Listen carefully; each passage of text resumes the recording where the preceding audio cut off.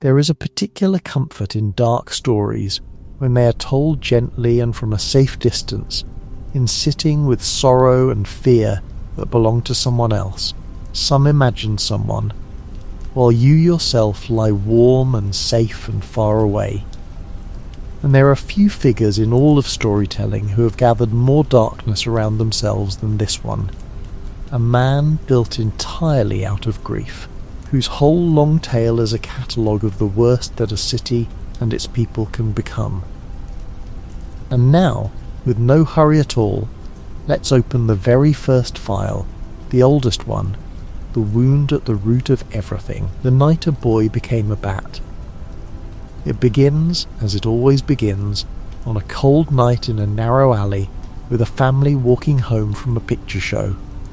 A wealthy doctor, his wife and their young son cutting through a side street off the main road, laughing about the film they had just seen, the boy still buzzing with the swashbuckling adventure of it. And then a man steps out of the shadows, desperate and armed, demanding money, a necklace, whatever they have. Something goes wrong, as it so often does in that city. A gun fires twice, and in a few seconds, in the space of 2 gunshots, a little boy's whole world is taken from him. His mother and father lying dead on the wet pavement, a string of pearls scattered and rolling into the gutter, and the boy left kneeling between them in the dark. The city where this happened has a name, Gotham, and it is as much a character in these stories as any person. A vast and gothic metropolis of soaring cathedrals and crumbling tenements, of gargoyles and shadows and endless rain. It is a city that seems almost to breed darkness, to draw the desperate and the mad and the monstrous to itself. A place where corruption runs so deep that the rot reaches the highest towers and the lowest sewers alike. Gotham is beautiful and terrible, and it is dying, slowly, of its own cruelty, and it was into the wound at the heart of that dying city that a grieving boy poured all of his sorrow and all of his rage. To understand everything that follows, you have to understand that city, for Gotham is not merely a backdrop, but the true villain of every one of these stories, the soil from which all the others grow. It is an old city, far older than most, its foundations laid in a time of superstition and cruelty, and something of that old darkness never left it. Its architecture is all sharp spires and brooding gargoyles and narrow sunless streets, a city that seems designed to cast shadows, and the shadows are always full. Corruption runs through it like water through limestone, hollowing it out from within, so that the police and the courts and the halls of power are as rotten as the Allies, and an honest soul in Gotham is a rare and endangered thing. There came a time when the city's suffering reached a kind of terrible summit, when a great earthquake shattered Gotham and the powers of the wider world, weary of its endless troubles, made a fateful choice to cut it off entirely, to seal its bridges and abandon it, to declare it no longer a part of the nation at all. A lawless no-man's land left to rot. For a long and desperate stretch, Gotham became a ruined island of anarchy, its people trapped inside with the gangs and the madmen, fighting over scraps in the rubble, and Batman refused to leave, staying behind to hold together whatever scraps of hope and order he could in a city the whole world had given up on. It was Gotham at its very darkest, a place literally abandoned, left to the monsters, and it showed both the depths of the city's misery and the stubbornness of the man who would not let it die. That whole ordeal was, in its way, the truest portrait of Batman's entire war, a lonely refusal to abandon a place that everyone else had written off as beyond saving, a determination to keep fighting for a city that seemed almost to want to destroy itself. He could have left, as everyone else had left, could have walked away from the ruin and the anarchy and the endless, thankless struggle. He stayed, because staying was the whole of who he was, because a boy had once knelt in an alley and promised he would never let the darkness win. And a promise like that does not know how to quit, even when the whole world has. Some have said that Gotham is a place that actively breeds madness, that it draws the broken and the desperate and the monstrous to itself and then makes them worse, that no other city could produce such a parade of grotesques and killers and lunatics. Whether that is truly so, or whether Gotham is simply an ordinary city with its darkness turned up until you can finally see it plainly, the effect is the same. It is a place that takes ordinary human sorrows, grief and greed and fear and madness, and magnifies them into monsters, a place where the worst of what people can become is always rising to the surface. And it was this city, this beautiful, rotting, hungry city, that swallowed a doctor and his wife one cold night and left their son kneeling in the dark. That boy was named Bruce, and he did not break, though by every right he should have. Instead, kneeling in that alley, he made a vow, a promise to his dead parents and to himself, that he would spend the rest of his life waging war on the kind of evil that had taken them, that no other child would ever have to kneel bleeding in the dark as he had. It was the vow of a traumatized child, impossible and absolute, and most children would have let it fade with time, would have grown up and grieved and moved on. Bruce did not. He carried that vow like a stone in his chest for the rest of his life, and he built everything he became around it. He was not left entirely alone. There was a butler, a loyal and gentle man named Alfred, who had served the family for years, and who now became the boy's guardian, his caretaker, and in time his only real family. It was Alfred who raised him in that great empty house, who watched over him through the long years of his strange and single-minded growing up, who bandaged his wounds and worried over him, and loved him with a quiet, aching devotion. Through all the darkness that would follow, Alfred remained, the one warm and steady presence in a life given over entirely to the night, a father in every way that mattered. And so the boy grew, and he did not grow the way other boys grew. He devoted himself entirely to a single impossible goal, to become capable of the war he had sworn to wage. He travelled the world for years, seeking out every master of every discipline that might serve him, learning to fight, learning to track, learning to move unseen, learning the sciences of the body and the criminal mind, driving himself past every human limit in pursuit of a perfection no ordinary person would ever need. He turned himself, deliberately and painstakingly, into a weapon, honed over years of lonely, punishing effort, all in service of a promise he had made as a weeping child. Of all the things he made himself into, the greatest was not a fighter but a detective, for his true weapon was always his mind. He trained himself to see what others missed, to read a room and a wound and a face, to reason his way through mysteries that baffled the whole of the police, to hold vast webs of evidence and suspicion in his head and pull from them the single thread of truth. It is why his life reads as a series of cases rather than merely battles, why the files in the cave are records of mysteries solved as much as criminals caught. He is called, and rightly, the world's greatest detective, and it is that patient, relentless intelligence, more than any strength or gadget, that his enemies truly fear. For a fist can be dodged, but a mind that will not stop until it knows the truth is very hard to escape. And there is a loneliness even in that gift, for a mind trained to see everything sees too, the things it would rather not, the lies beneath friendships, the rot beneath the city's surface, the darkness in his own heart. He cannot unsee, cannot switch off the relentless machinery of his perception, cannot enjoy the small comfortable blindnesses that let ordinary people move through the world at ease.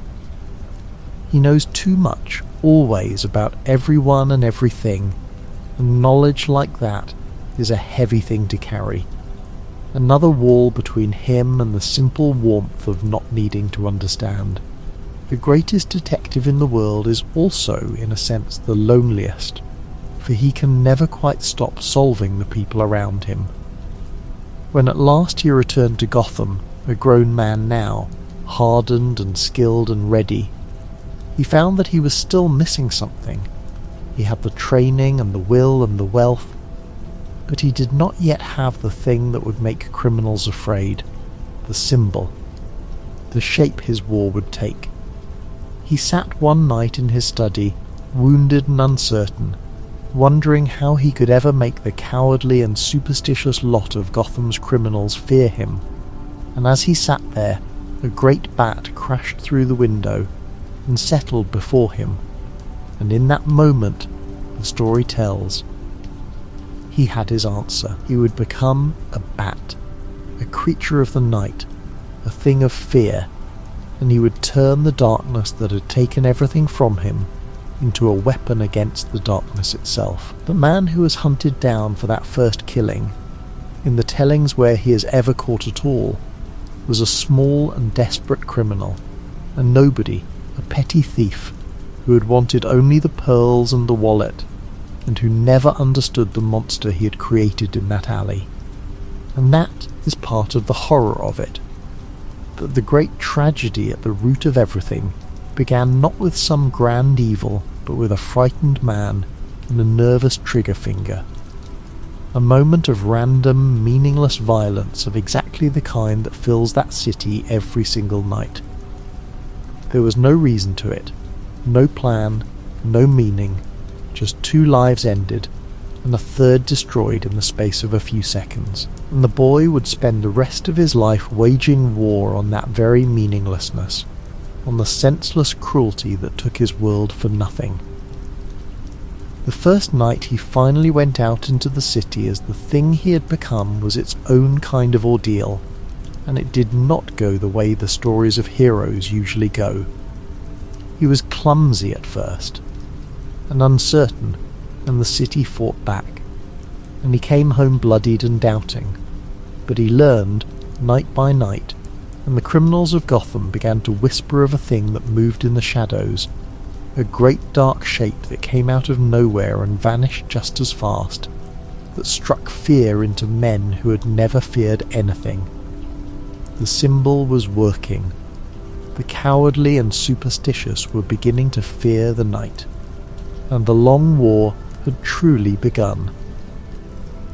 In those early days he found his first true ally in the whole of that corrupt city, a lone honest policeman in a department rotten to its core, a weary lieutenant who refused to take the bribes everyone else took, who tried to do the job properly, in a place where doing the job properly could get you killed. The two of them, the masked man and the honest cop, formed a quiet and uneasy alliance, each recognizing in the other a fellow soul waging the same lonely war, and over the long years that policeman would rise to become commissioner, and would become, along with the butler, one of the only people in the world Batman truly trusted. Theirs was a friendship built in the dark, never spoken of, never quite acknowledged, but as steady and enduring as anything in that shifting city. Some of the darkest wounds in his life came not from strangers or madmen, but from those who had once been closest to him, and one of the sharpest was a childhood friend, a boy Bruce had grown up beside, brilliant and privileged like himself, who nursed in secret a lifelong envy and hatred that curdled over the years into something monstrous. This friend had his own dark history, a childhood poisoned by a wish to be free of his own parents, and he came at last to resent everything Bruce had, and to orchestrate an elaborate and cruel scheme against him, wrapping his face in bandages and moving through the shadows as a hidden enemy, pulling the strings of half of Gotham's villains at once in a plot to destroy the man who had been his friend, to be hunted by someone who had known him as a boy, who had shared his childhood, cut in a way that no ordinary enemy could, a betrayal from within the small circle of people he had ever let close. That betrayal spoke to one of the loneliest truths of Batman's life, that his war cost him not only his happiness, but his ability to fully trust. That the closer someone stood to him, the more they could hurt him, and the more careful he had to be. He had learned, through loss after loss, that anyone might be turned against him, that even love and friendship could become weapons in that terrible city, and it made him guarded even with those he cared for most, forever holding a part of himself back, forever watching for the knife. It is a bleak way to live, always braced for betrayal, and it deepened the solitude that already ran through everything he was, another wall between him and the ordinary warmth of other people. There is a darkness in what he became that even his allies sometimes struggled to name, for the man who walked the daylight world as a wealthy, careless playboy, all charm and idle smiles, was wearing a mask, and it was not the cowl. The public face of the billionaire, the shallow socialite who cared for nothing but pleasure, was the true disguise, the performance he put on to hide what he really was. The Bat was closer to the truth of him, and closer still was the grieving boy in the alley who had never left, who lived on beneath both faces, driving everything. In a sense he had died in that alley alongside his parents, and what walked out of it was something else, a purpose wearing the shape of a man, a vow given flesh. That is a lonely way to live, and the cost of it ran through his whole long life. He held himself apart from ordinary happiness, from rest and love and peace, forever telling himself there would be time for such things once the war was won, knowing all the while that the war would never be won, that Gotham's darkness could not be defeated, only fought, night after night, forever. He could not stop, could not lay down the burden, could not allow himself the ordinary life his parents would surely have wanted for him, for to stop would be to admit that their deaths had been meaningless, and that he could not bear. And so he went on, alone in the cave, night after night, a man who had given up the possibility of his own happiness so that others might keep theirs. The toll of that life on his body and his mind was enormous, and it only grew as the years passed. He drove himself past every limit, night after night, breaking bones and tearing muscle and refusing to rest, healing badly and going out again before he should, so that his body became a map of old injuries, a catalogue of the punishment he had absorbed. He slept little and poorly, haunted by the cases and the faces of the lost, running always on the edge of exhaustion, pushing himself harder as he aged to make up for the strength that time inevitably steals.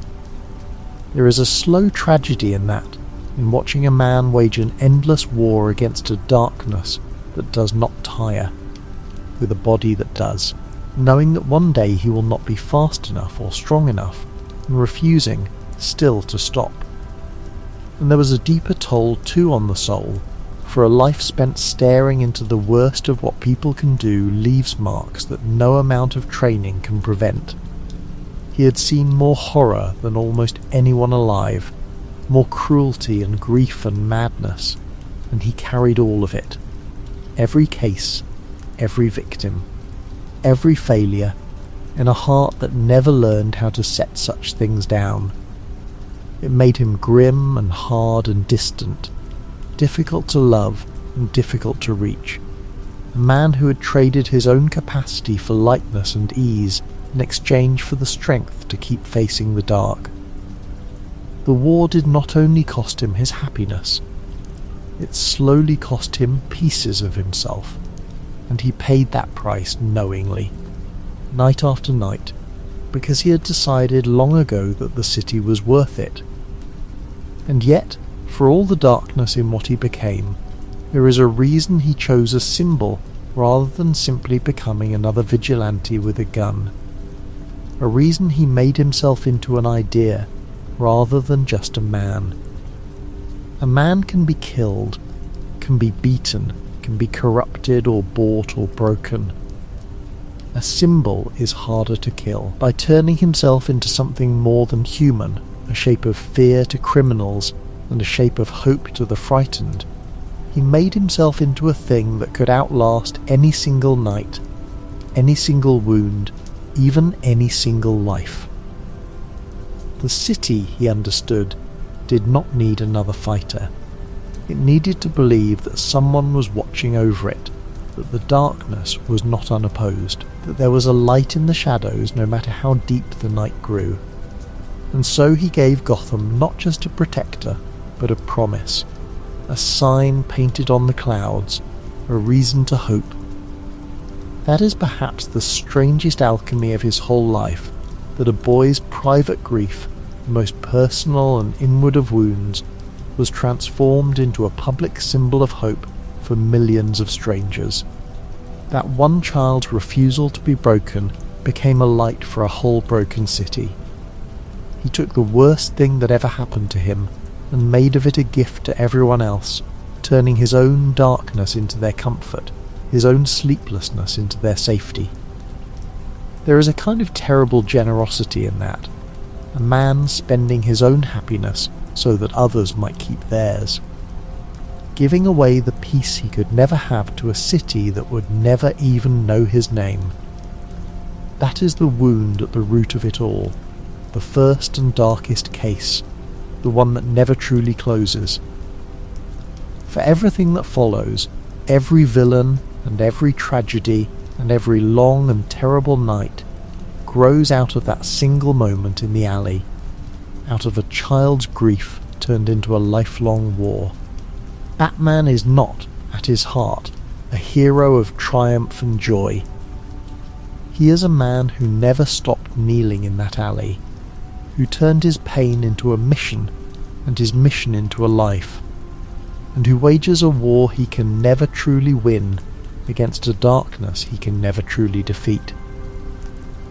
And it is those long, dark cases we are going to sit with tonight, one by one, in the quiet of the cave. If Batman is a creature of order, of discipline and control and the grim refusal to ever cross a certain line, then his greatest enemy is his perfect opposite, a creature of pure chaos wearing the face of a laughing clown.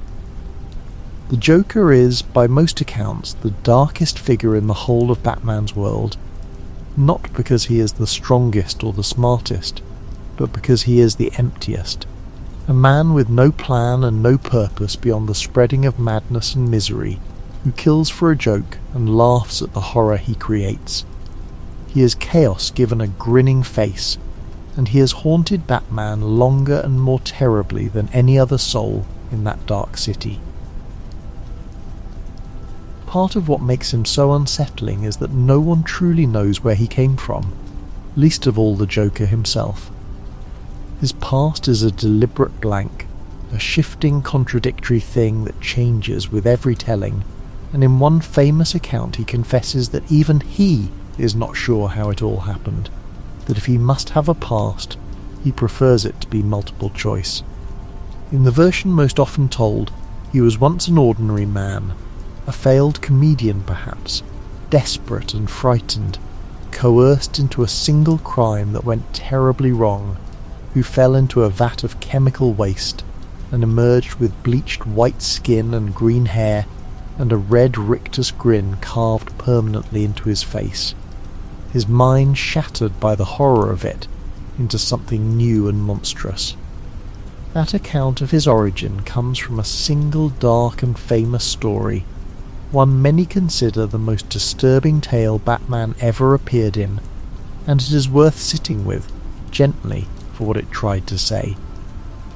In it, the Joker sets out to prove a terrible thesis, that anyone at all, any ordinary decent person, could be driven to madness by a single sufficiently terrible day, that the only difference between him and everyone else is one bad day.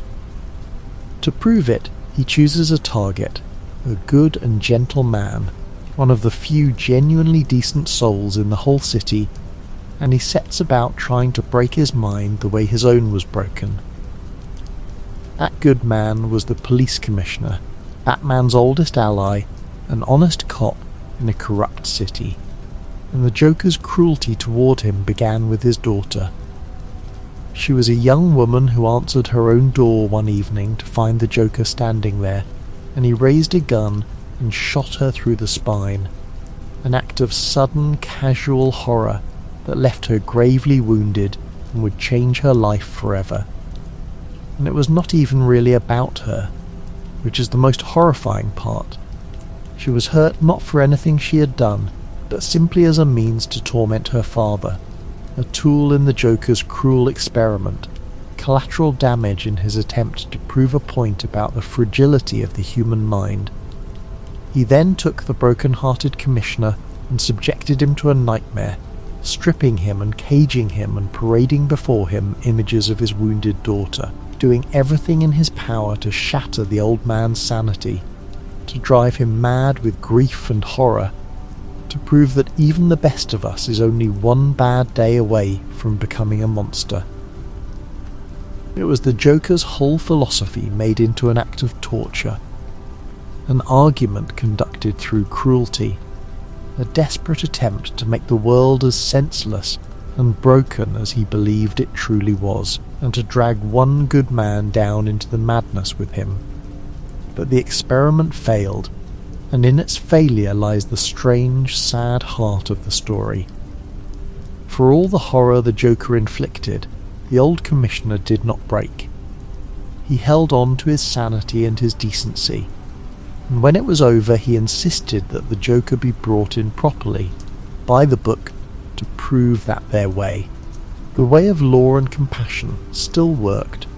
That one bad day was not enough to unmake a good man after all. It was a quiet triumph in the middle of unbearable darkness, a refusal to let cruelty have the last word, and it said something true and hopeful about the difference between the two men, even as everything around them fell apart. There is a light hidden inside even that darkest of stories, though it took years to fully shine, and it belongs to the young woman the Joker shot. Her wound left her unable to walk, and it would have been easy for the tale to leave her there, a victim, a symbol of the clown's cruelty and nothing more.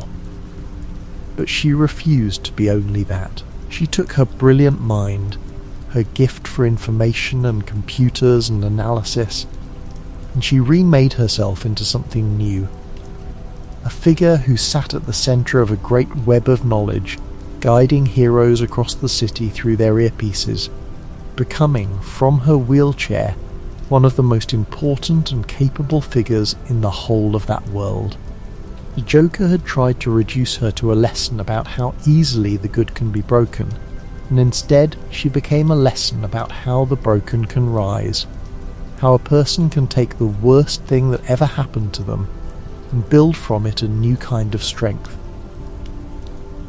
Her story is one of the quiet answers the whole saga gives to the Joker's dark thesis, proof that a bad day, even the worst of days, does not have to be the end of who a person is, that some souls, wounded terribly, choose not madness but resilience, not cruelty but purpose.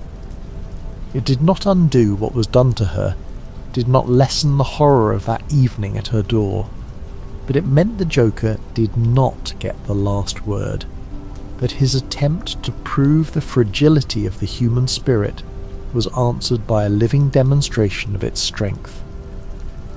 And that quiet triumph, growing slowly out of one of the darkest wounds in all these stories, is one of the reasons the tale endures.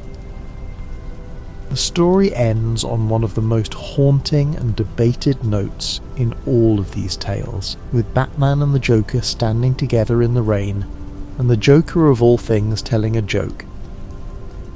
It is a joke about two inmates in an asylum trying to escape, one of them afraid to make the leap across a gap in the dark, and the other offering to shine a flashlight across for him to walk on, until the first replies that he would not dare, because the other would only switch off the light halfway across.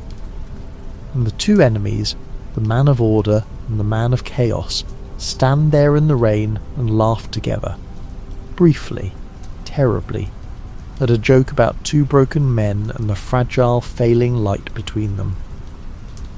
The Joker has haunted Batman from very nearly the beginning, one of the first great enemies he ever faced, and across all the long years since he has worn many faces, sometimes a giggling prankster, sometimes a cackling mass murderer, sometimes something quieter and more genuinely unnerving.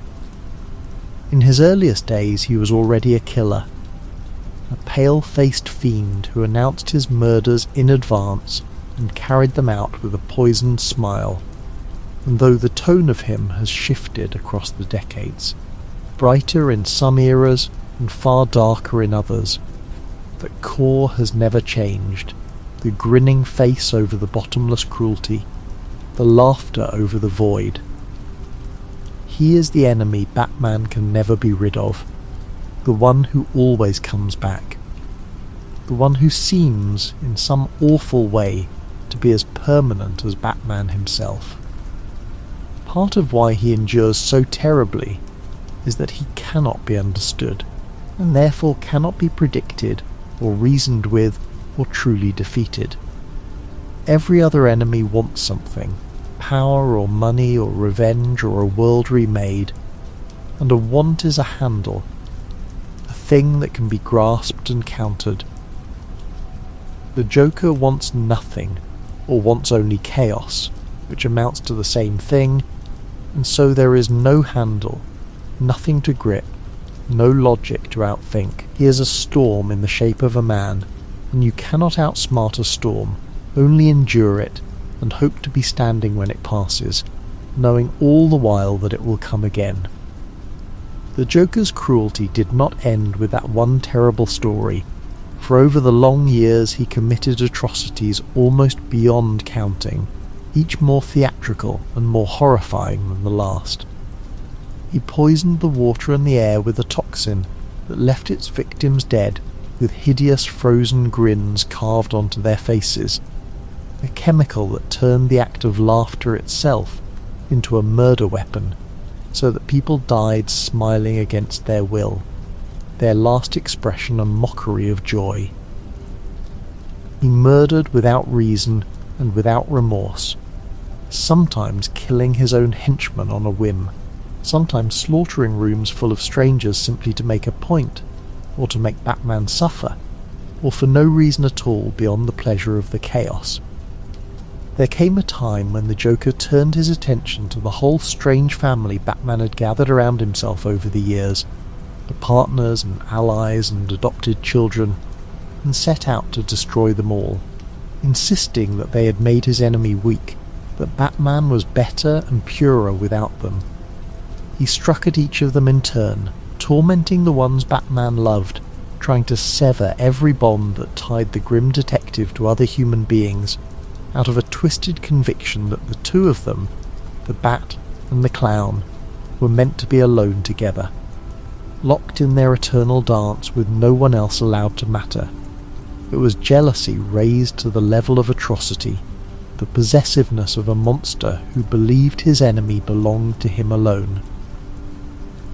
In one of his most disturbing acts, the Joker did something to his own body so grotesque it is hard to speak of gently, cutting away his own face and later wearing it, or having it reattached. A self-mutilation that said everything about how little his own flesh meant to him, how completely he had abandoned any ordinary human relationship to his own body or his own life. He was a creature entirely without limits, without fear of death or pain or disfigurement, and that fearlessness made him more dangerous than any enemy who could be threatened or reasoned with, for there was nothing he would not do, nothing he held sacred, nothing left in him that could be appealed to. And through all of it ran his single strange obsession, his fixation on Batman, the one relationship that seemed to give his empty existence any meaning at all. He did not truly want to kill Batman. Most of the time, for a world without Batman would be a world without the game, without the one person who understood him, without the great dance of order and chaos that was the only thing he lived for. He needed his enemy the way he needed the punchline of a joke, and there was something almost intimate in his madness, a horrible closeness, the sense that these two men, the laughing killer and the grim protector, were bound together more tightly than any friends or lovers, each defined entirely by the other, each unable to exist without the darkness of the other to push against. That is the Joker at his darkest. Not a schemer with a plan, but a void with a smile. Forever trying to prove that life is a cruel and meaningless joke, and that anyone can be broken as he was broken.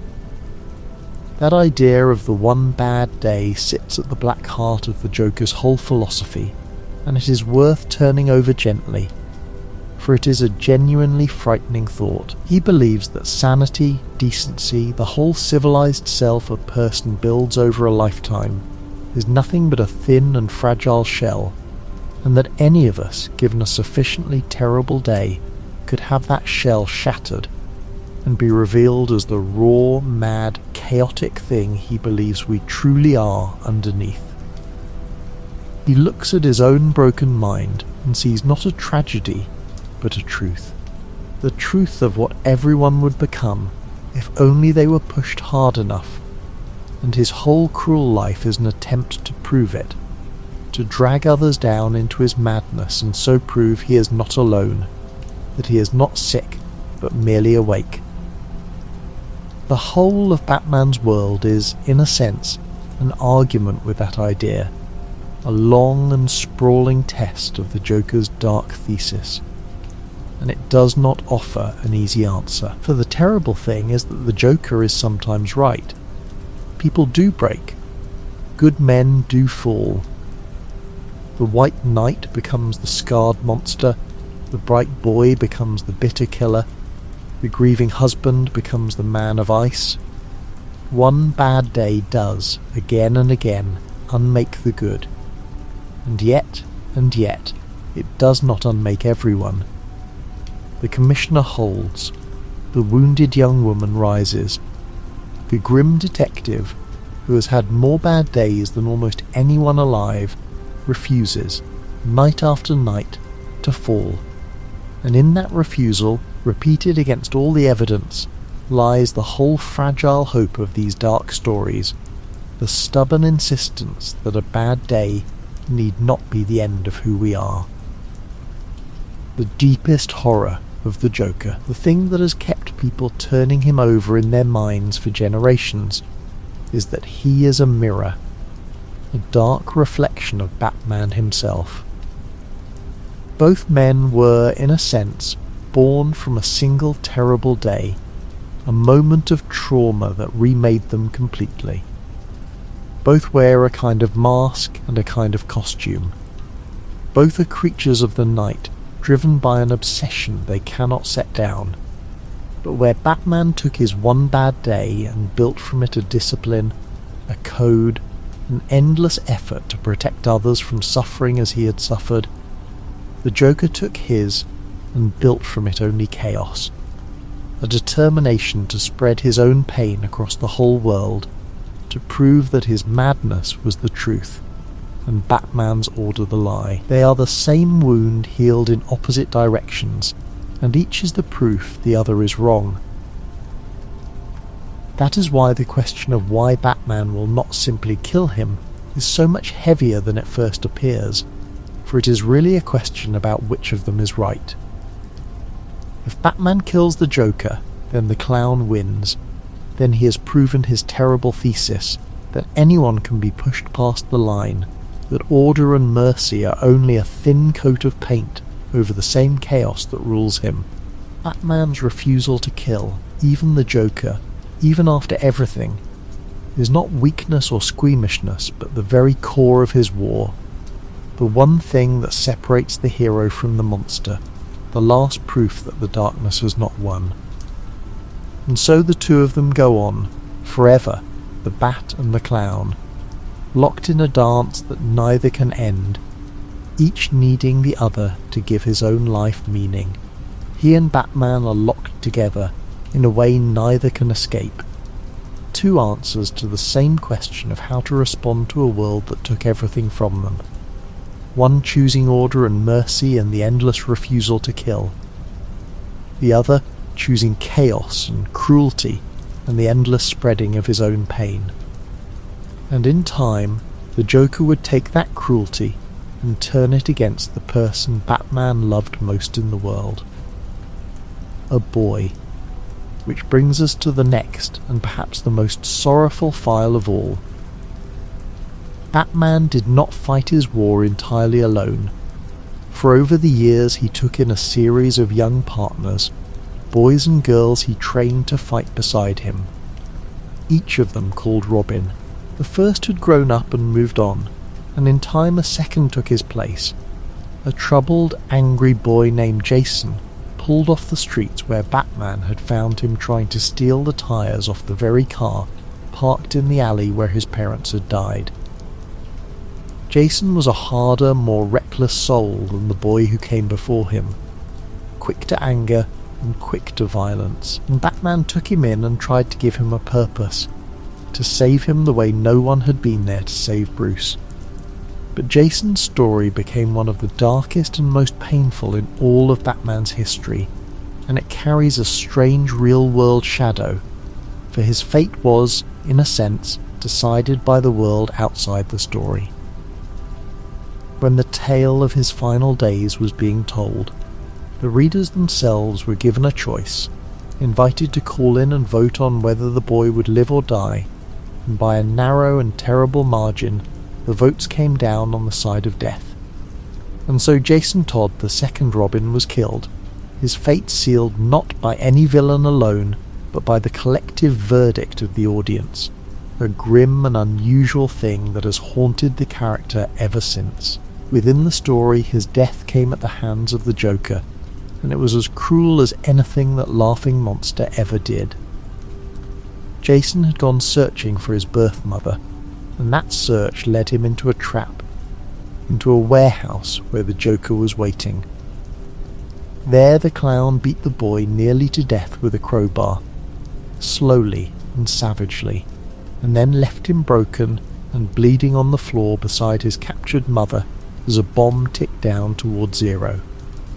Batman was racing to reach him, but he was too far and too late, and he arrived only in time to feel the explosion, to pull the boy's lifeless body from the rubble, to hold in his arms the child he had failed to save. The grief of that loss marked Batman more deeply than almost anything else in his long war. He blamed himself utterly and unrelentingly for bringing the boy into his dangerous life, for not reaching him in time, for every choice that had led to that warehouse floor. And in the years that followed, he kept the boy's costume, the empty Robin suit, sealed in a glass case in the depths of the cave, a memorial and a monument to his greatest failure, a reminder he forced himself to look at every day, so that he would never forget the cost of his war, never forget the boy he had lost. But in that strange world, death is rarely final, and years later, the boy came back. Through means murky and much debated, some tangle of resurrection and dark magic and the mysterious restorative powers that lurk in that universe. Jason Todd returned to life, but he did not return the same. He came back angry, hardened into something cold and violent, and he took up a new identity, calling himself the Red Hood, a name that carried its own dark history, and he set about waging his own brutal war on Gotham's criminals, a war with none of Batman's restraint, a war that killed. And at the heart of Jason's rage was a single, searing question, one aimed straight at the man who had raised him.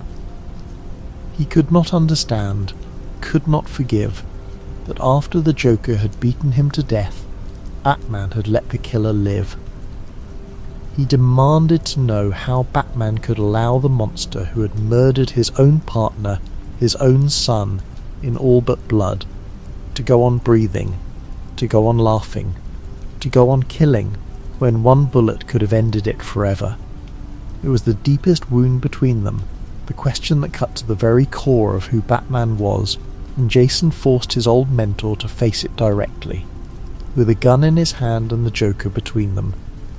Batman's answer was the answer he had given his whole life, the single unbreakable rule at the centre of his war, that he would not kill, not ever, not even the Joker, not even to avenge the boy he had loved and lost. He explained in anguish that it was not that he did not want to, that not a day went by when he did not dream of ending the Joker forever, but that if he ever crossed that line, even once, even for the best reason in the world, he was certain he would never be able to stop, that he would become the very thing he had sworn his whole life to fight. And so he chose, again at terrible cost, to hold the line, and to let the boy he had failed believe that meant he had never truly loved him. Jason was not the only young soul Batman drew into his war, and the danger that killed him hung over all of them, a shadow across the whole strange family the lonely man had gathered. There was the first boy who had worn the Robin colours, an acrobat orphaned like Bruce himself when his own parents were murdered before his eyes, whom Batman had taken in and raised almost as a son, and who grew up to become a hero in his own right, stepping out of the shadow to find his own light. There were others who came after, other children drawn to the cause, each of them brave, and each of them in terrible danger simply for standing at Batman's side. For the enemies he made were the kind who struck at whatever their foe held dear. That was the cruel arithmetic of his war. That everyone he allowed himself to love became a target, a weakness his enemies could exploit, a hostage to fortune in a city full of monsters. He knew it, and it tormented him, and yet he could not quite bring himself to face the darkness alone, could not deny himself entirely the warmth of these young lives around him, even knowing what it might cost them, even after it had already cost him Jason. It was the great contradiction at the heart of him, a man who pushed everyone away to keep them safe, and yet gathered them close, because he could not bear the solitude, forever caught between his need for others and his terror of what loving them might bring. And when the worst happened, when one of them was hurt or killed, the guilt fell on him like a mountain, for he believed, always, that it was his fault, that he should have foreseen it, prevented it, protected them better, or never brought them into it at all. Jason's death was the sharpest of these wounds, but not the only one, and each one added to the weight the man in the cave carried, the long ledger of those he had failed, the faces he saw when he closed his eyes. It is part of why he cannot sleep, part of why he sits alone before those glowing screens, turning over the cases, unable to forgive himself for any of the ones he lost. That is the tragedy of Jason Todd. The boy failed twice over, once in death and once in the refusal that followed, a wound that never fully heals between a father and the son he lost and could not avenge. As the Red Hood, Jason waged a war that was in some ways a dark mirror of Batman's own, targeting the same criminals, moving through the same shadows, but with one crucial difference, for Jason killed, and did so without hesitation. He set himself up as a new kind of protector, one who would not merely catch the monsters, but end them. And he confronted his old mentor with the argument that his way, the killing way, was the only one that truly worked. That Batman's endless mercy simply let the same evils return again and again. It was a seductive argument, made all the more painful because Jason had earned the right to make it in blood, and it forced Batman to defend his code against the living proof of what that code had cost. In the long years that followed, the wound between them never fully closed, but it did, slowly and unevenly, begin to heal. There were moments of reconciliation, of the angry lost boy drifting back toward the strange family he had been torn from, of Batman reaching out again toward the son he had failed, of an uneasy, wary peace built out of shared grief and shared purpose. Jason never entirely gave up his harder ways, never became again the boy he had been, but he found over time a place at the edges of the family, a way to stand beside the man who had raised him without wholly forgiving him. It is one of the few of these dark cases that bends at last towards something like grace, a father and a son finding their slow, painful way back toward each other across the gulf of death and betrayal. It shows Batman's great rule not as an easy or a comfortable thing, but as a genuine sacrifice, a line held at enormous personal cost. A choice to absorb the pain rather than pass it on. And it shows too how the darkness of that city seeps even into its heroes, twisting a bright and eager boy into something bitter and violent, another soul broken on the wheel of Gotham's endless cruelty. But not all of Gotham's tragedies wear a mask and a costume. Some belong to men who began as heroes and fell. In Batman's early years, before the costumed madman came to dominate his city, his war was against a more ordinary kind of evil. The organised crime that had its claws in every corner of Gotham, the great mob families that owned the police and the courts and ran the city as their private kingdom. And in that war, Batman was not alone, for he had two allies who shared his dream of a clean city, the honest police captain who would one day be commissioner, and a young, idealistic district attorney named Harvey Dent, a brilliant and charismatic crusader who fought the mob in the courtrooms as fiercely as Batman fought them in the streets. Harvey was Gotham's bright hope, its white knight, the man who might one day save the city by lawful means, and the three of them, the detective, the cop, and the lawyer, made a secret pact to bring the great crime families down. Their story unfolded across a long and haunting year, marked by a mystery that gripped the whole city, a series of murders that struck down members of the mob one by one, each killing carried out on a holiday, so that the unknown murderer came to be called Holiday. Month after month, holiday after holiday, the bodies fell, and Batman and his allies hunted the killer through the shadows of the mob war, never certain who was behind it, suspicion falling on one figure and then another, the truth staying just out of reach. It was a slow, patient, sorrowful tale, less a story of action than of erosion, of good men grinding themselves down against the immovable rot of the city, and of the terrible strain it put on all of them, Harvey most of all. That long year belonged to an older, colder Gotham, one ruled not yet by costumed madmen, but by the great crime families, by aging dons in their shadowed mansions who owned the city the way a landlord owns a slum. It was a world of quiet menace and old loyalties, of hits carried out in the rain and bodies found on holiday mornings, a slow and patient kind of evil that predated Batman and that he was only beginning to learn how to fight. And there is a strange nostalgia in it, in that vanished era of the mob, for it was almost the last time Gotham's darkness wore a human, and comprehensible face, before the acid and the chemicals and the madness came and turned the city's evil into something stranger and more monstrous.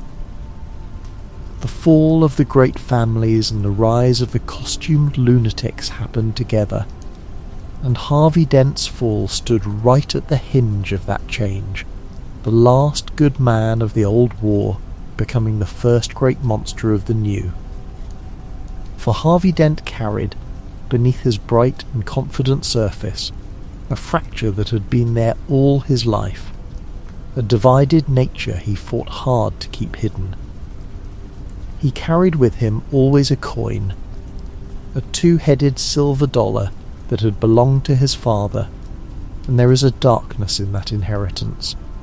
Hints of a cruel and unpredictable childhood, of a father who would flip that coin to decide whether or not to hurt his son, so that Harvey grew up never knowing which face of chance would fall, learning young that the world was ruled by luck, and that a coin could decide everything. He held that fracture together with enormous effort, but the long year of the mob war, the pressure and the killings and the corruption pressing in on every side, wore his control dangerously thin. And then came the moment that broke him, in a courtroom, in front of everyone. As Harvey pressed his case against the mob, one of the crime bosses drew out a container of acid and hurled it across the room into his face, and in an instant half of that handsome, hopeful face was seared away, burned into a ruin of scarred and melted flesh. The White Knight, Gotham's great hope, was disfigured in a single terrible act, one half of him left untouched, and one half turned monstrous, and something in his already fractured mind, pushed too far for too long, and now scarred down the middle, finally and completely broke apart. Out of that ruin rose Two-Face, one of the most tragic figures in all of Batman's world. A man split cleanly down the centre, one half the good man he had been, and one half a bitter, violent monster, forever at war with himself. He took his father's coin and scratched one of its faces deep with a blade, so that now it had a clean side and a scarred side, and he gave himself over entirely to it, letting the coin decide everything. Every choice between mercy and murder settled by a single flip, good and evil left to blind chance. He had spent his life believing the world was ruled by luck, and now he surrendered to that belief completely, becoming a creature of pure duality, unable to choose between his two natures and so refusing to choose at all. The coin became the centre of everything he was, and there is a deep and terrible meaning in the way he used it. A man so divided, so unable to reconcile the good and the evil warring inside him, found in that scarred silver dollar a way to escape the unbearable burden of choosing, to hand every decision over to blind chance and so absolve himself of the guilt of either mercy or murder. If the clean face fell, a victim might be spared. If the scarred face fell, they died. And whichever way it landed, Harvey Dent could tell himself it was not his doing, that the coin had decided, that he was merely the instrument of a random and indifferent universe. It was a way of surviving his own broken mind, of living with the two irreconcilable halves of himself, by surrendering the choice between them to fate. There is something in that which reaches beyond Harvey Dent, into a question that haunts all of these stories, and perhaps all of us, the question of how much of what we are is chosen, and how much is chance. How much of the difference between the good man and the monster is a matter of will, and how much a matter of luck, of which face of the coin happened to fall on which terrible day. Harvey had believed his whole life that the world was ruled by chance, and his fall seemed to prove it, an idealist destroyed by a random splash of acid. A good man turned monstrous by a moment of bad luck he could not have prevented. In surrendering to the coin, he was surrendering to the belief that had haunted him since childhood, that nothing we do matters, that it all comes down, in the end, to the flip of a coin. The tragedy of Two-Face cut Batman more deeply than most, because Harvey had been his friend, his ally, one of the few good men in a rotten city, proof that the war might be won by decent people working within the law. To watch that good man fall, to watch the White Knight become a scarred and broken villain, was to watch a piece of his hope die, to be reminded that no one was safe from the darkness of that city, that even the best and brightest could be seared away in a single moment and turned into a monster. Every time they fought after that, Batman was fighting his friend, and some part of him never stopped trying to reach the good man he knew was still trapped inside, behind the scarred and ruined face. The mystery of who the holiday killer truly was ran through that whole long year like a wound that would not close, and its answer, when it came, was tangled and sorrowful and never entirely certain, the way the darkest truths in that city so often are. Suspicion moved from figure to figure across the months, and by the end the guilt seemed to belong to more than one hand, to a knot of people bound together by the mob war and its griefs, so that there was no single clean villain to blame, only a web of damaged souls and the corrupting pressure of the city itself. It was a mystery that offered no comfort in its solving, only the sense that the darkness had many faces, and that the line between the hunters and the hunted had blurred beyond recovery. What that long year truly cost, in the end, was Harvey Dent, for the strain of it, the killings and the corruption, and the impossible weight of trying to be Gotham's White Knight, wore away at the fracture in him until the acid did the rest. And the tragedy is sharpened by how close they came, how nearly the three of them, the detective, the cop, and the lawyer, might have saved the city the right way, through law and courage and friendship, before it all fell apart. The fall of the White Knight was not just the loss of one good man, but the death of a certain hope. The hope that Gotham could be saved cleanly, without masks and shadows, and Batman never quite stopped mourning it. In the years that followed, there were moments when the good man seemed to surface again, when Harvey Dent struggled back toward the light, when a cure or a surgery or a sheer act of will let the whole face return for a while and the coin fall silent. Batman never gave up on him entirely, never stopped believing that the friend he had known was still in there, trapped behind the scar, and now and then that faith seemed rewarded. But the darkness always returned, the fracture always reopened, the coin always found its way back into his hand, and the good half of Harvey Dent would slip once more beneath the scarred and bitter one. It was a cycle of hope and heartbreak that repeated across the years, each recovery making the next fall hurt a little more. That is the deepest sorrow of Harvey Dent, that he was not born a villain, but made into one, broken by a cruel childhood and a crueler city and a single splash of acid. A good man who genuinely wanted to save Gotham and who was destroyed by the very corruption he fought. His two faces are a kind of mirror held up to the whole of that dark world, to the thin and fragile line between the hero and the monster, between order and chaos, between the good day and the one bad day the Joker was always talking about. And they are a reminder that the coin, in Gotham, so rarely lands clean. The corruption that broke Harvey Dent ran deeper than any single mob family, though, deeper than anyone in that city dared to imagine. For beneath Gotham's streets and inside its oldest walls, the story tells, there had always been another power, ancient and hidden and patient, watching over the city for centuries, and it is into that secret history that the next dark file leads us. There is an old rhyme that the children of Gotham have whispered for generations, a nursery rhyme passed down like a warning, about a court of owls that watches the city all the time, that rules from a shadowed perch behind granite and lime, and that will send a killer for anyone who speaks of them, so you must hold your tongue or they will send the Talon for your head. For most of his life, Batman dismissed that rhyme as exactly what it seemed, a piece of folklore, a scary story told to children, nothing more. He was the world's greatest detective, and he believed he knew his city better than anyone alive, knew its every secret and its every shadow.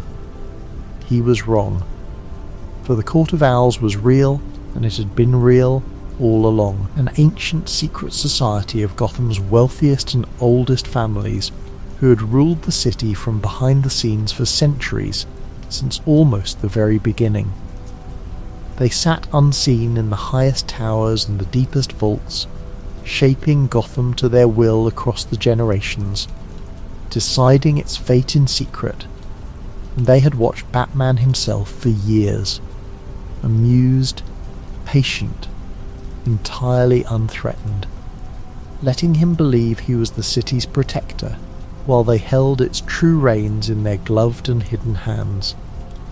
And the most terrible thing about them, for a man whose whole identity rested on knowing everything, was that he had never once suspected they existed.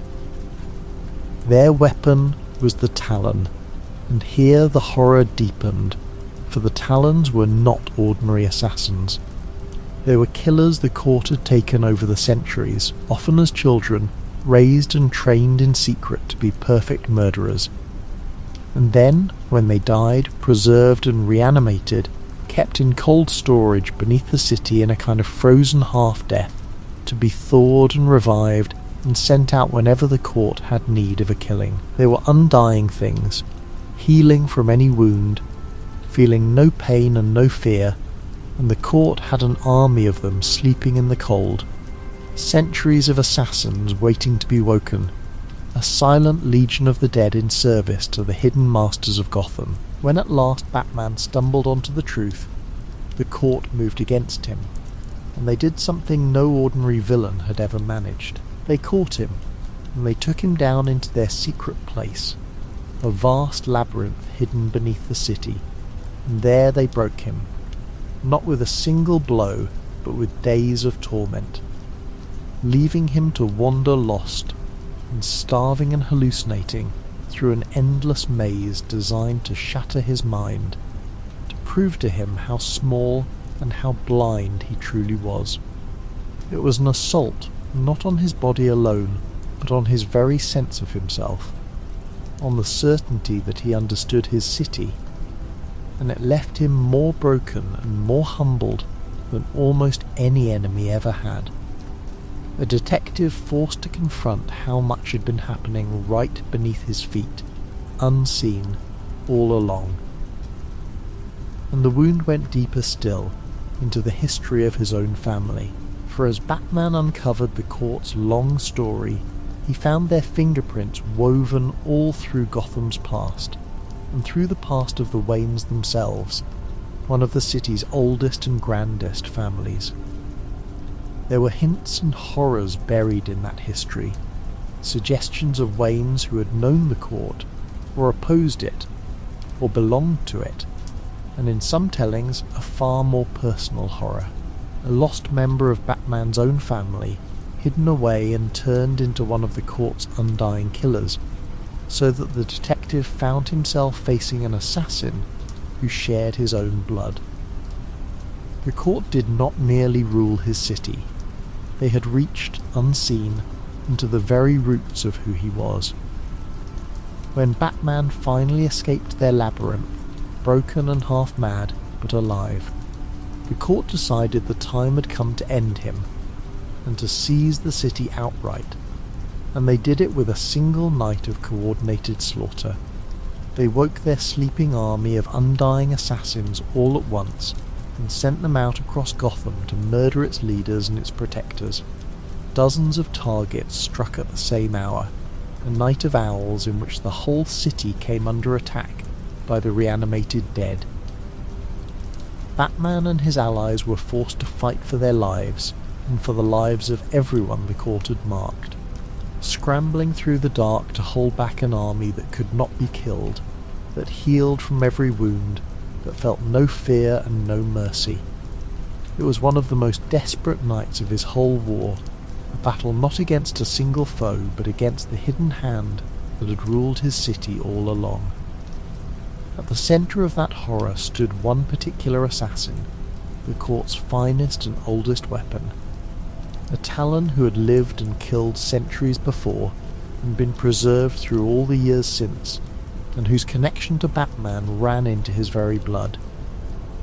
For this ancient killer had been, in life, a member of the Wayne family's own line, or bound to it, a relation reaching back through the generations, so that the man hunting Batman through the dark shared his ancestry.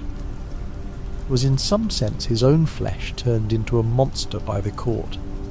It made the whole affair unbearably personal, forcing Batman to fight not just for his city, but against the corruption of his own family's history, against the discovery that the court's reach extended even into the roots of who he was.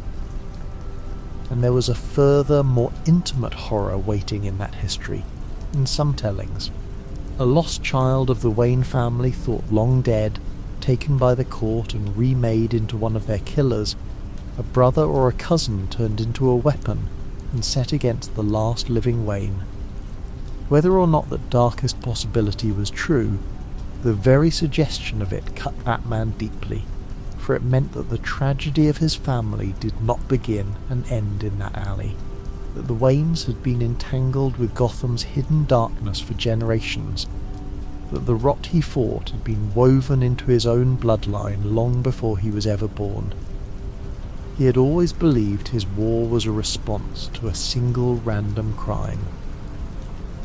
The court whispered that it might be something older, something inherited, something that had been waiting for him all along. What makes the Court of Owls perhaps the most quietly frightening of all Batman's enemies is not their power or their assassins, but what they represent.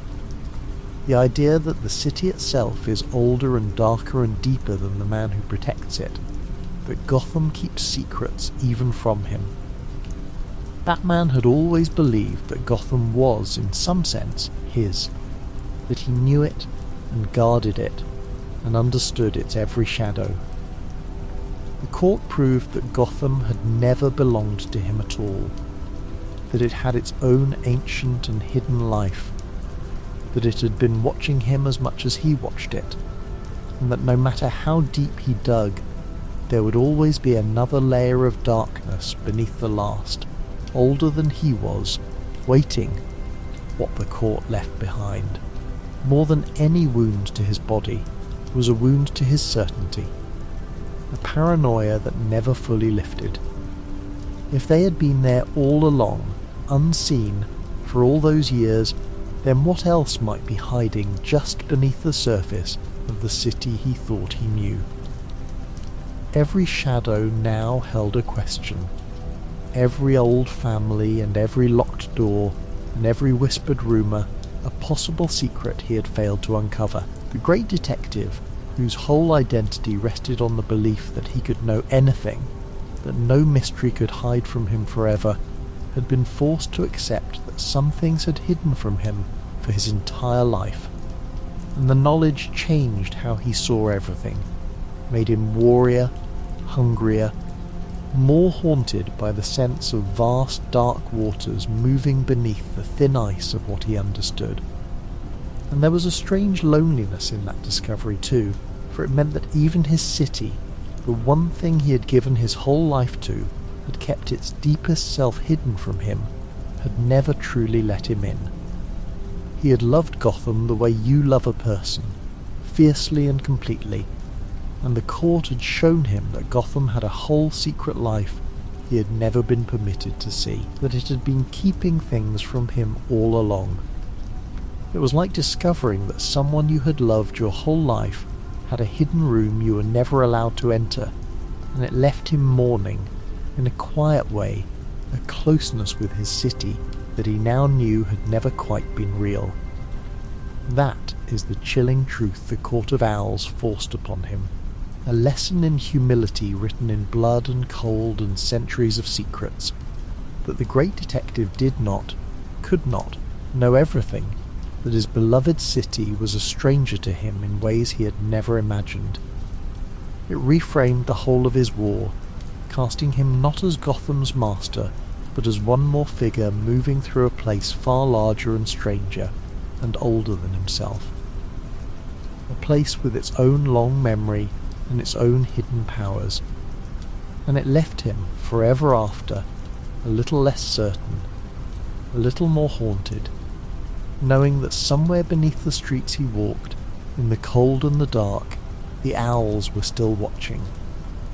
The court kept its madness hidden behind wealth and secrecy, but much of Gotham's darkness wore no such disguise, gathering instead in a single grim place at the edge of the city, an old and infamous asylum where the worst and most broken souls of all were kept, and where the line between the keepers and the kept had a way of blurring. The asylum is called Arkham, and it is one of the most infamous places in all of Gotham. A grim old house on the edge of the city where the criminally insane are kept, where the Joker and Two-Face and so many others are sent whenever Batman catches them, and from which they always somehow escape.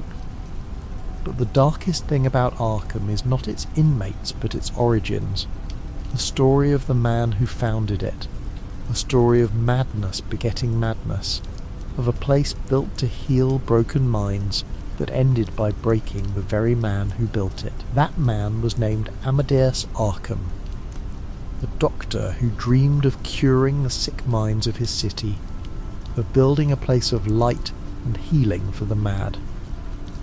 But his own life was shadowed by madness from the beginning.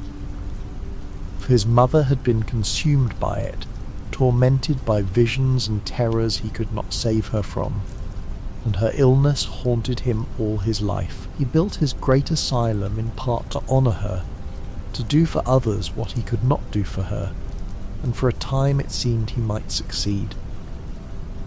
And then a killer he had committed to his own asylum escaped, and murdered Amadeus Arkham's own wife and young daughter, and something in the good doctor, already cracked by a lifetime of grief, finally shattered. What Amadeus Arkham did next, the story tells, was quiet and terrible, an act of vengeance carried out behind the mask of a healer, and in the end it consumed him utterly. He descended into the very madness he had devoted his life to curing, and at last he became a patient in his own asylum, a broken man wandering the halls he had built to save others, scratching strange symbols into the floors.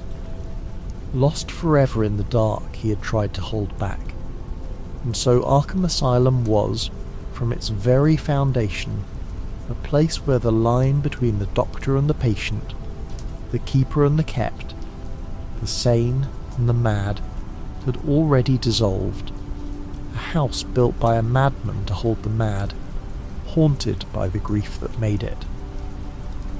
The asylum itself became a kind of character in these stories, a grim and gothic place that seemed almost alive with madness, its old stone halls soaked in a century of suffering, a house that could drive its own doctors mad, and that never ever managed to hold the monsters it caged.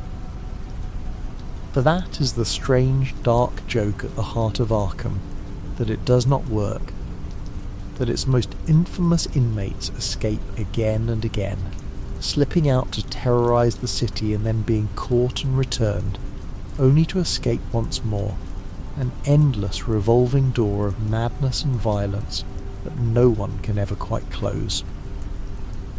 Batman spends his nights capturing these souls, and Arkham fails to keep them, and so the whole grim cycle repeats, forever, a war that can never be won because the prison at its heart cannot hold.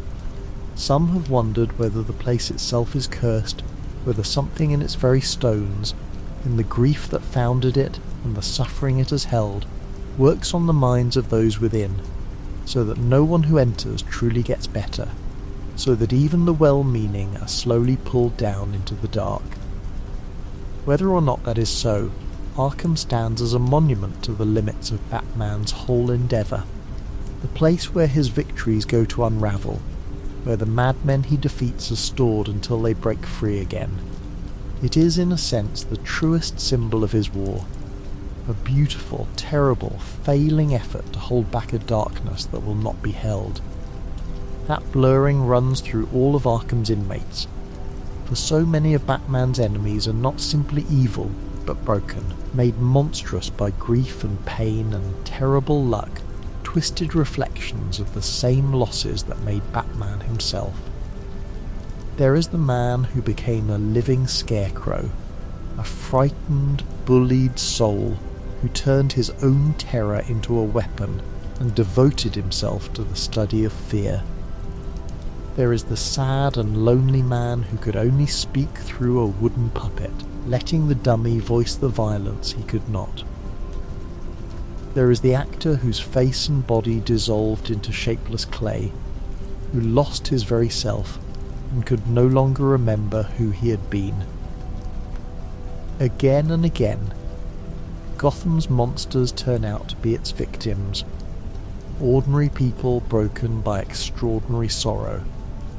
Perhaps the loneliest horror of all belonged to the man made of clay, an actor who lost his very substance, his face and his body dissolving into shapeless muck until he could become anyone, and so was. In the end, no one at all. He could wear any face, mimic any voice, slip into any life, and yet he had lost the one thing that mattered most, a self of his own, a face that was truly his, a place to belong. There is a particular sorrow in that, in a creature who can be everyone and is nobody, who has all the world's faces and none, and it lingers as one of the quietest tragedies in the whole gallery. The horror not of pain or madness, but of simply losing who you are. There was a woman who had been wronged and poisoned and transformed until she loved plants more than people, who came to see humanity as a plague upon the green world, and gave herself entirely to its defence, a soul so betrayed by human cruelty that she turned away from her own kind altogether. There was a scientist who, in his hunger to unlock the secrets of the creatures he studied, turned himself into a monstrous man-bat, a grotesque hybrid trapped between human and animal, losing his mind and his family in the transformation. And there was, saddest of all in her way, a bright young psychiatrist who came to that asylum to heal, and who fell instead under the spell of its most dangerous inmate, drawn into the Joker's madness by a mixture of loneliness and misplaced love, until she abandoned her whole life to follow him, becoming his devoted companion even as he abused and discarded her, a healer destroyed by the very patient she had hoped to save. Each of them, in their way, was a person before they were a monster, someone with a wound and a story, and a moment where the path turned dark. That is the quiet horror of the asylum's gallery, that there are no true monsters in it, only broken people, only human beings pushed past what they could bear and reshaped by their pain into something terrible.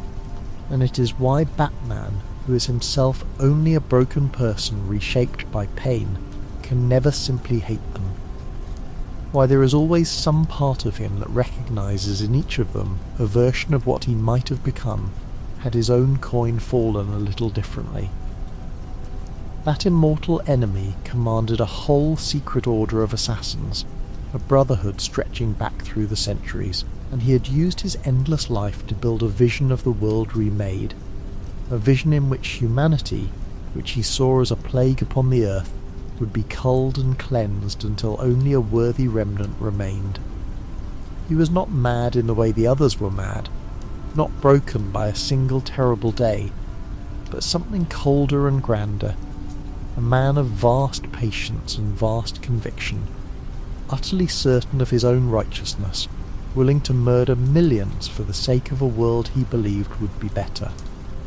And that conviction made him one of the most dangerous of all Batman's foes, for he could not be reasoned out of a madness he did not experience as madness at all, but as the highest and clearest sanity.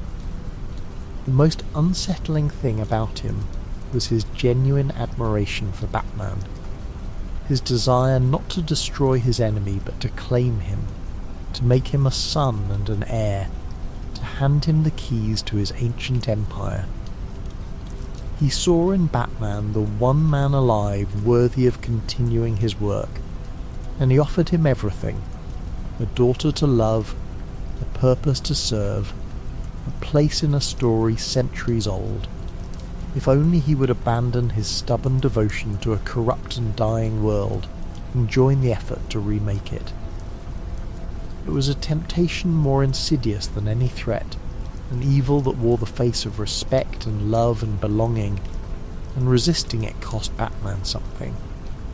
For a part of him understood the immortal's despair at the state of the world, even as he refused, always, the monstrous cure. And of all those broken souls, perhaps none is more sorrowful than the frozen man, whose story is among the saddest in the whole of Batman's world. He had been a brilliant scientist, and he had loved his wife with his whole heart, a gentle woman who fell gravely and hopelessly ill. Desperate to save her, unable to bear the thought of losing her, he froze her, placed her in a kind of icy sleep, hoping to hold back her death until he could find a cure. But his work was shut down, and in the struggle an accident drenched him in the very chemicals of his experiments, and his body was changed forever, so that now he could only survive in bitter, sub-zero cold, encased in a special suit, exiled from all human warmth. Everything he became after that, every crime and every act of cold violence, was in service of her, of the wife who lay frozen and dreaming, waiting to be saved. He was not a man who wanted power or wealth or chaos. He was a grieving husband who wanted only to save the woman he loved, and who had lost his own warmth, literally and completely in the trying. There is a terrible poetry in it, a man whose heart had been turned to ice by grief, who could never again feel the warmth of another's touch, moving through the world cold and alone, doing terrible things for the sake of a love he could not let go. When Batman fought him, he was fighting not a monster, but a broken heart in a suit of ice. The halls of that asylum held a whole gallery of such broken souls, each with a sorrow of their own beneath the horror. There was the frightened scholar who had been tormented and bullied all his life until fear became his obsession and his weapon, who studied terror the way others study medicine, and who could brew a gas that made a person's deepest. Most private fears rise up before their eyes as if real, so that grown men would collapse screaming at nightmares only they could see. His whole life was an attempt to master the fear that had mastered him, to become the thing that frightened rather than the thing afraid, and there was a terrible logic to it, the bullied boy becoming the monster under the bed. There was a strange kinship between that fear-obsessed scholar and Batman himself, for both had made fear their instrument, both understood that terror could be a weapon sharper than any blade. Batman used it to protect, dressing as a monster so that criminals would fear the night and hesitate before their cruelty. The Scarecrow used it to destroy, spreading terror for its own sake, delighting in the sight of grown souls unmade by their own nightmares. And in that difference lay the whole moral gulf between them. Two men who had each looked deeply into the nature of fear and drawn opposite lessons, one choosing to wield it in the service of others, the other in the service of nothing but his own bottomless need to no longer be the one afraid. His weapon reached into the most private places of the mind, into the fears people hid even from themselves, and there is something uniquely violating in that. A crime committed not against the body, but against the soul, forcing a person to confront their deepest terrors made flesh. Under his gas, the bravest could be reduced to weeping children, made to face the loss of a loved one, the return of an old shame, the thing in the dark they had spent a lifetime not looking at. It was a reminder that the deepest darkness is often the one we carry inside us, that our own minds can be turned into prisons, and that fear, more than any villain, is the truest enemy in that shadowed city. There was a man who kept a tally of every life he took, cutting a mark into his own skin for each one until his whole body was a ledger of murders, a walking record of death.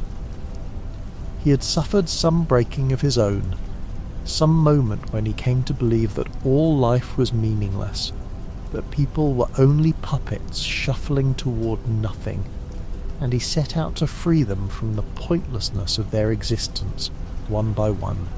A philosophy of pure nihilism written in scars. He was among the most purely disturbing of all the asylum's residents, not theatrical like the Joker, but quiet and empty.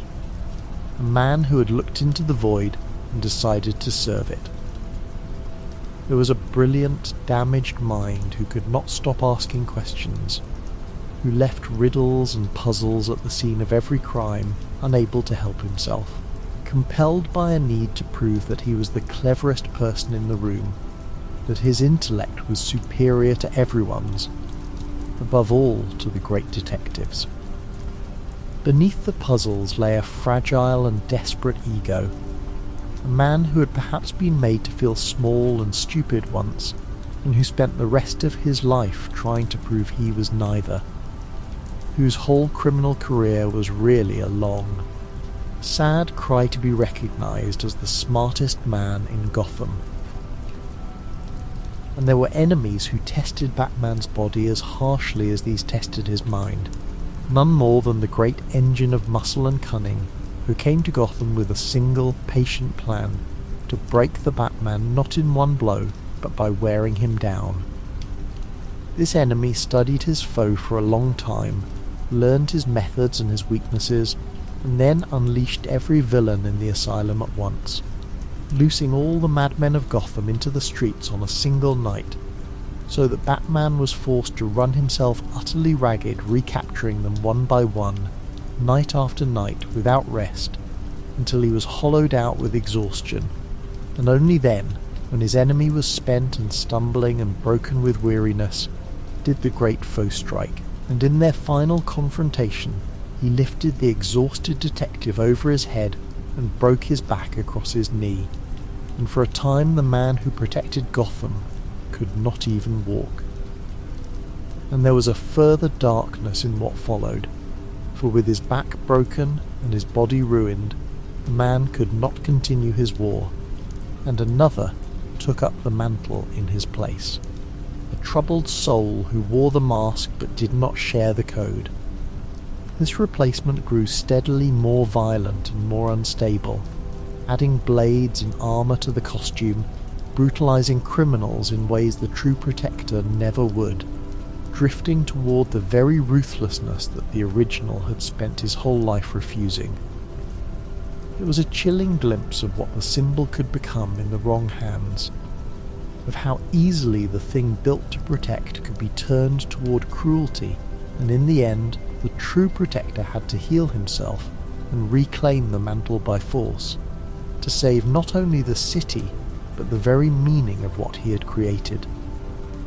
That whole ordeal carried a hard lesson, that the mantle was not simply a costume, but a discipline, that it meant nothing without the code that gave it shape, that a Batman without mercy was not a hero at all, but one more monster in a cape. The man who had broken his body had hoped to break the symbol too, to prove it fragile, and in a sense he nearly succeeded, for the symbol in the wrong hands had begun to rot. Its rescue came only when the true protector, broken and healing, dragged himself back to reclaim it, reminding the city and himself that the thing that mattered was never the mask or the muscle, but the choice.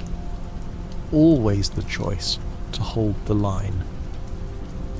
That was among the darkest chapters of his whole life, the long, slow climb back from a broken body, the fear that he might never again be the thing his city needed, the terrible lesson that even he, who had trained his whole life toward invulnerability, could be broken like any other man.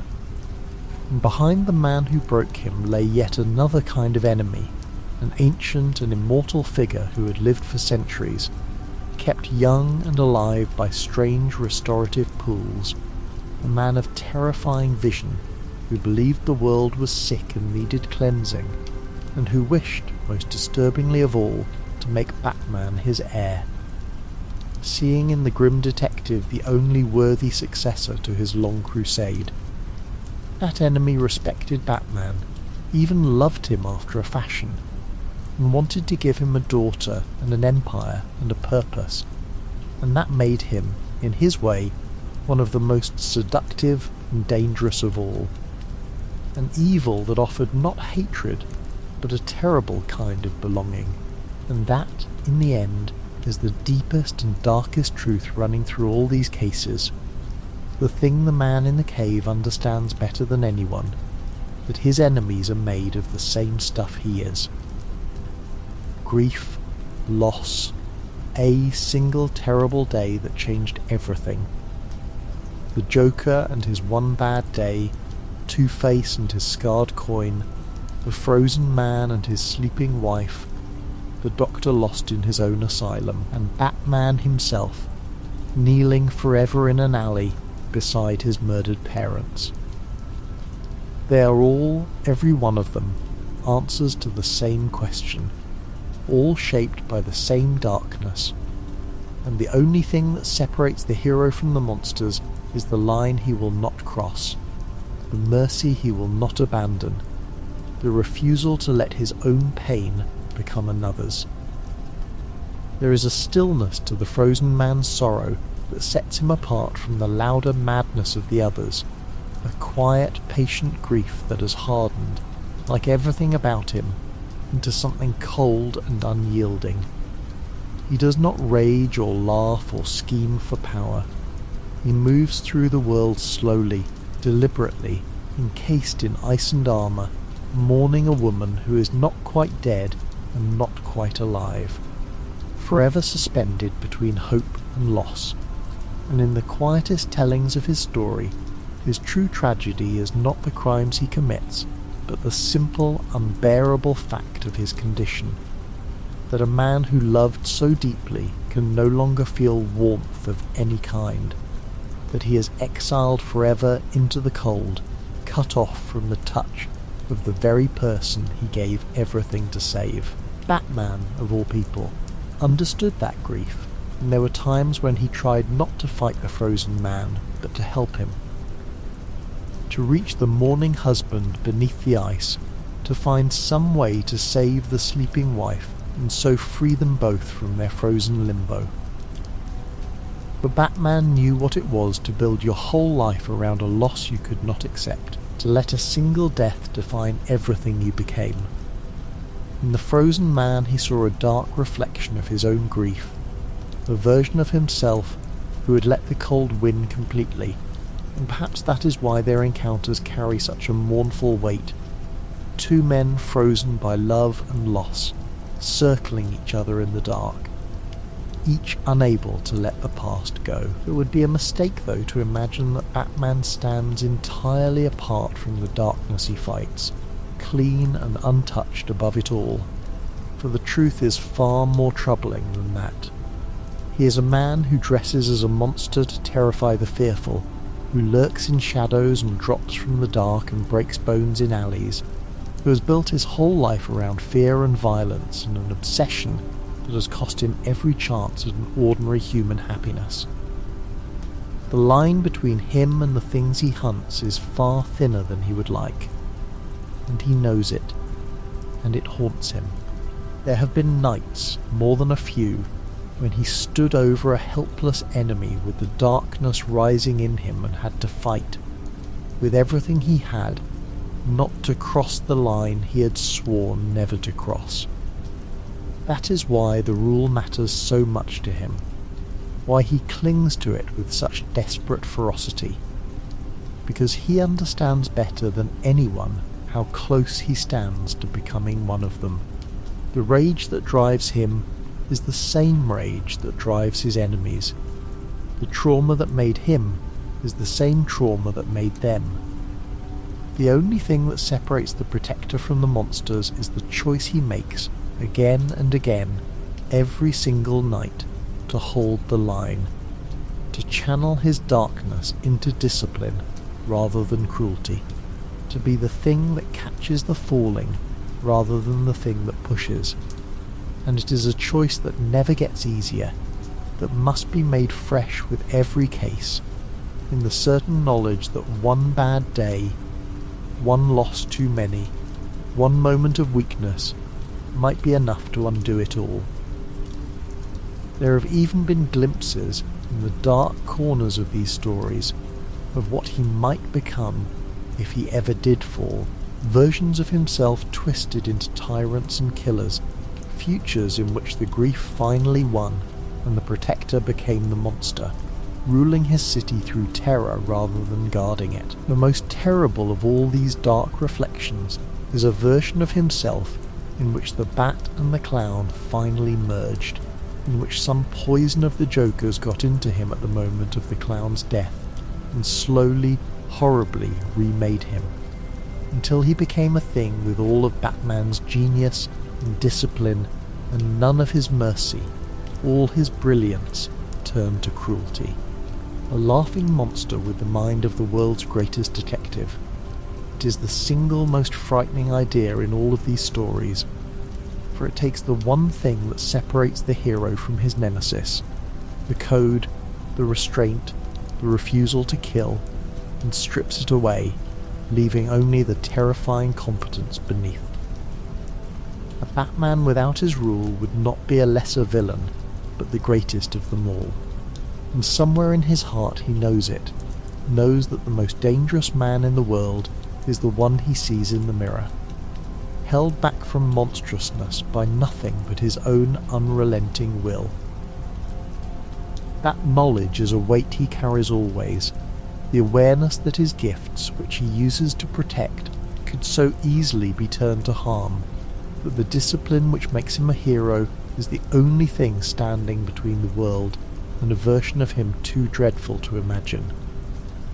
It is why he trusts himself least of all, why he builds in safeguards against his own potential fall, why he lies awake wondering what he might become. Most people never have to confront the monster they could be. He confronts his every single day, and chooses every single day not to become it. Those visions frighten him more than any villain, for they are not lies but possibilities, roads he could still walk, and they are part of why he watches himself so closely, why he surrounds himself with people who might pull him back, why he clings to the small warmths of his strange family and his old friend the butler. He knows that the greatest darkness he fights is not out there in the city at all, but in himself, and that the war he can never afford to lose is the quiet one, fought every night in his own heart.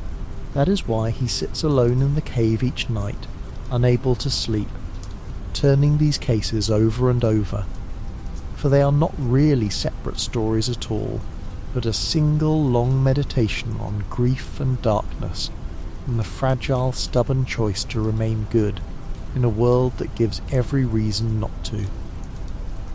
There is a hope, too, in the very thing that once seemed only a danger, in the children he trained and the allies he made, for they are not only targets, but a legacy. a light he kindled that could outlast him. The first boy he raised grew into a hero who has protected the city in his own right, has even worn the mantle of the Bat himself when his mentor could not, proving that the symbol was always larger than the man, that it could be carried forward, handed on, kept alive. What began as one grieving man's lonely war became, over the years, a family, a tradition, a light passed from hand to hand, so that even if the man in the cave should one day fall, the thing he built, the promise he made, would go on without him. In a story so full of endings, that is a rare and precious kind of hope, the hope that the good we do might outlive us. And yet, for all that darkness, he was never entirely swallowed by it, and the reason lies in the small warmths he allowed himself despite everything, the handful of people who kept him human. There was above all the old butler, the gentle man who had raised him, who waited up for him every night, who bandaged his wounds and made him tea and spoke to him with a dry, loving honesty that no one else dared, who reminded him, simply by his steady presence, that he was still a person and not only a mission. Through every loss and every long dark night, the butler remained, the one unbroken thread of love running through the whole of his life, a father who never left. And there were the others too, the children he had gathered and the allies he had made, the strange found family that formed around him despite his every effort to keep the world at arm's length. They frustrated him and frightened him and gave his enemies targets, and he could not do without them, for they were the light he fought to protect, and the light that kept him from the dark. It is one of the quiet mercies of his story that a man so devoted to solitude was never quite allowed to be alone, that love kept finding its way to him no matter how high he built his walls, and that this love, more than any gadget or any training, was what kept him, through all his darkest cases, from becoming one of the monsters he hunted. And having sat with him a while now, having opened these files and walked through these sorrows, it is time to close the folders, and dim the screens, and let the great detective, and ourselves, finally rest. There is nothing left to solve tonight, no case still open, and no shadow left to chase. You have sat a long while with the man in the cave, and walked through the darkest files of his life and his city, and it is time now to let all of it fade, and close the last of the folders, and let the quiet settle over everything. There is a strange and sorrowful bond between the man and his city, deeper than mere duty, for in a way each is the reason the other exists. Gotham made him, took his parents and his childhood and his peace, and forged him in that loss, and he in turn gave himself entirely back to Gotham, becoming the answer to the wound the city had dealt him. They are locked together, the broken city and the broken man who guards it, each shaping the other, each unable to let the other go.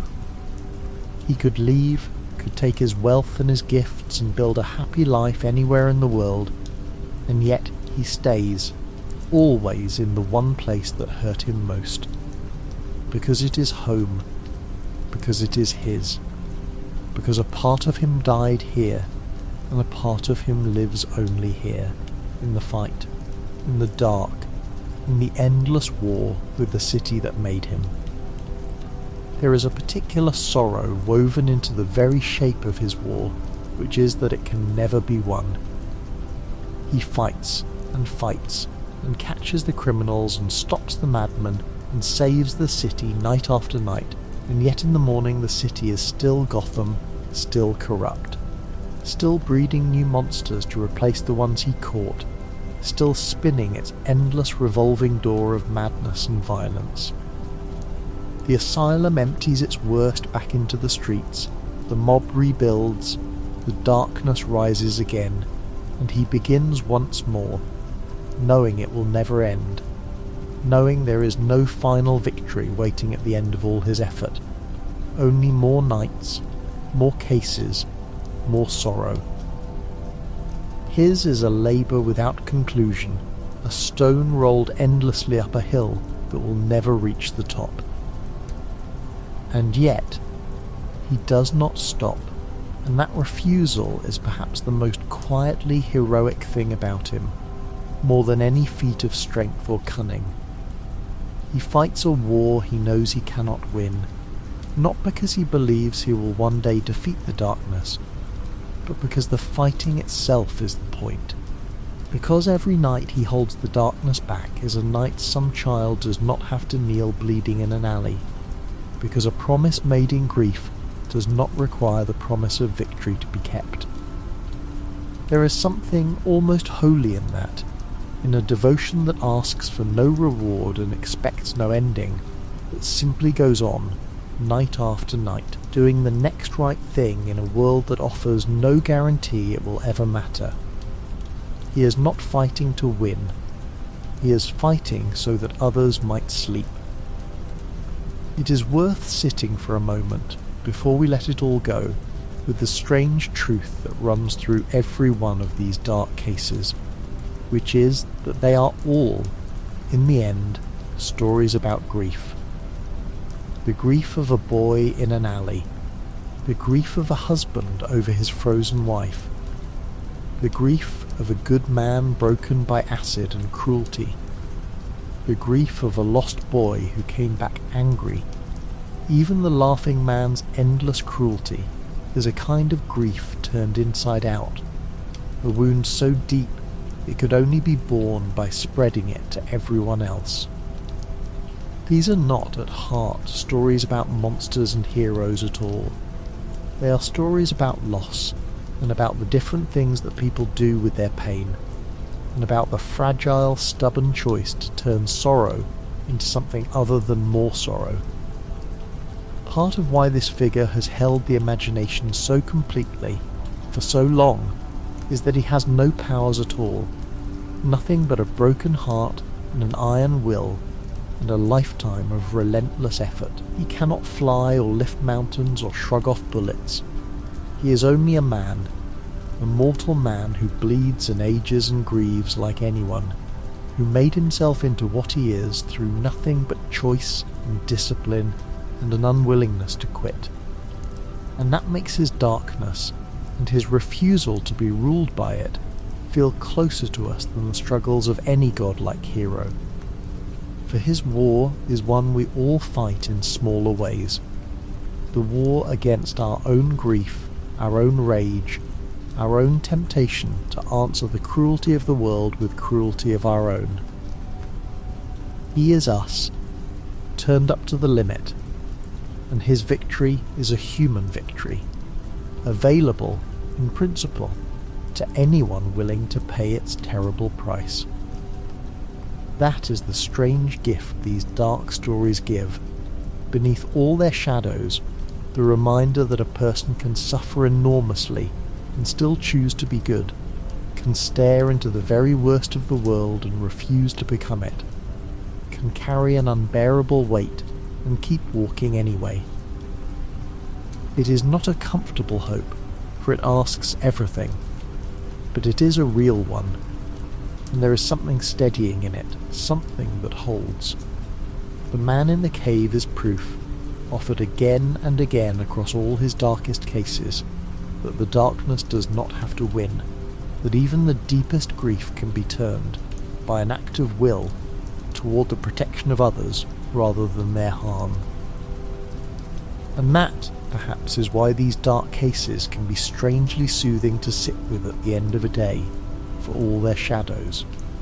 Beneath the fear and the violence they are deeply human, full of broken people trying, and often failing, to bear the unbearable, and there is a quiet companionship in that, a sense that we are not alone in our own smaller griefs. The man in the cave understands loss as well as anyone who ever lived, and he chose, against everything, to keep going, to keep caring, to keep keep holding the line. There is comfort in that, in the image of a soul that suffered as much as anyone, and refused, still to let the darkness have the last word. So let it all drift over you softly now, the way the quiet settles over a great dark city in the last hour before dawn, when even the sirens have gone still and the rain has finally stopped, and the streets lie empty and washed clean. The boy kneeling in the alley, the laughing man and his terrible jokes, the lost boy who came back wrong, the good man with the two faces, the ancient owls in the walls of the city, the frozen man mourning his sleeping wife. All of it laid out gently in the dark for you to drift through, and now to leave behind. Let all those dark and sorrowful figures blur softly together now, the way faces do at the edge of sleep, until they are no longer separate cases at all, but a single quiet dream of a rain-washed city and the lonely man who watches over it. The clown and the frozen husband, and the scarred lawyer and the lost boy, the owls in the walls and the madmen in the asylum, all of them softening, all of them harmless now, all of them fading into the gentle dark. You do not have to hold on to any of them. You do not have to remember a single name or a single sorrow. You have visited them and understood them a little, and now you can let them go, and let yourself sink down toward rest. And let the man in the cave fade too, gently, his screens dimming, his long vigil easing for a while, the great weary detective granting himself, at last, a little of the peace he spends his life protecting for everyone else. Even he must rest sometimes. Even he must close his eyes. And tonight, in the quiet, perhaps he does, and perhaps you can imagine him there, safe in the dark beneath the old house, finally still, finally quiet, the city sleeping soundly above him, watched over, safe, at peace. Let your breathing slow. Let the room grow warm and safe around you. Somewhere the great dark city is quiet at last, its villains sleeping in their cells, its case files closed, its long night finally giving way toward morning. And somewhere in a cave beneath an old mansion, even the man who never sleeps has perhaps at last closed his eyes. You do not have to keep watch tonight. Nothing here needs solving anymore. Someone else is watching over the city now, tirelessly, faithfully, the way he always has, so that you do not have to. You can lay the whole weight of it down, every dark case and every sorrow, and trust that the long night is being kept by hands far stronger than your own. The city will keep itself until morning, all its shadows still, all its sorrows gently told. You have wandered a long way tonight, through grief and madness and the deepest dark, and you are allowed now to simply stop and rest. There is no case left to solve, no shadow left to fear, no vigil left to keep, only the warm quiet and the slow, gentle pull of sleep, settling over you as softly as the last of the rain falling on a sleeping city. Let it take you down, gently, all the way down, into the dark that is only rest, and nothing more. Good night, and sleep well.